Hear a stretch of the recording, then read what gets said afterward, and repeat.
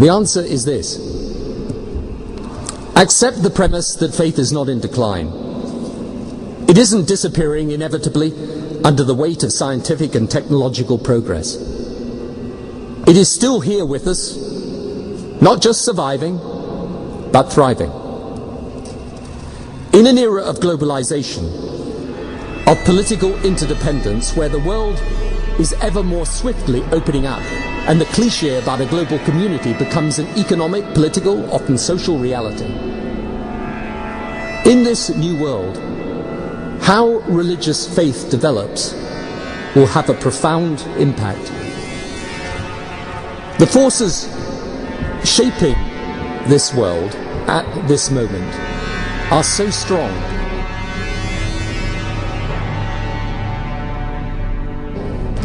And they all tend in one direction. They are opening the world up. I sometimes say to people that in modern politics, the dividing line is often less between traditional left versus right, but more about open versus closed.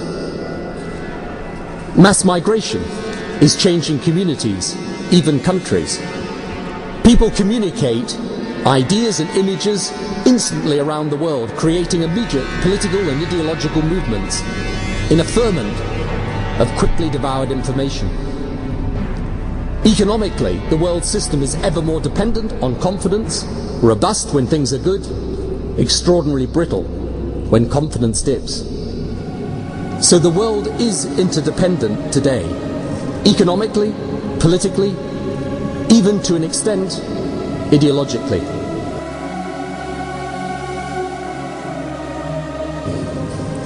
The divide then is between those who see this as positive, the opening up, offering opportunity, and those who see it as threatening and therefore wish to close down.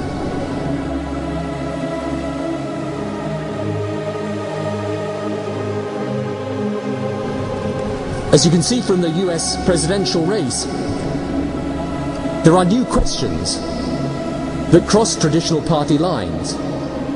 Free trade versus protection, engagement in foreign policy or isolation, supporting immigration or opposing it.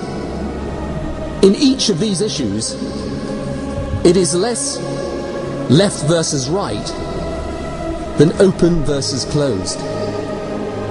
And all these issues derive from a fear that globalization is throwing people and cultures and countries together, but with no common sense of values or understanding of each other.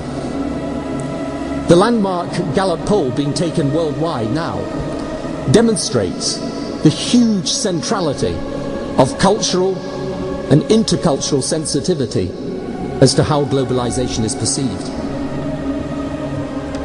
It is in this context that the role of faith is especially important, not least because most religions were global even before political and economic systems were.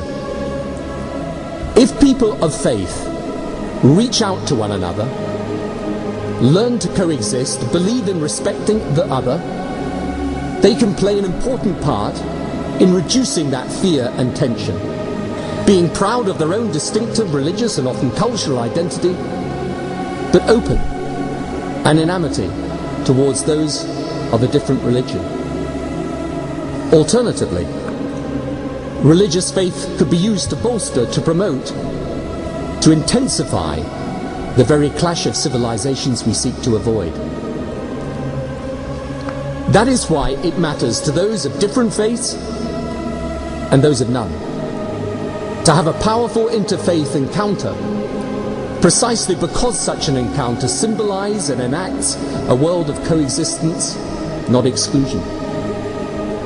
In fact, I would widen the argument still further. I believe faith can transform and humanize the impersonal forces of globalization and shape the values of the changing set of economic and power relationships springing up in the early 21st century. This is one of the issues I'll explore in the Faith and Globalization course, which I'm starting with Yale University later this year.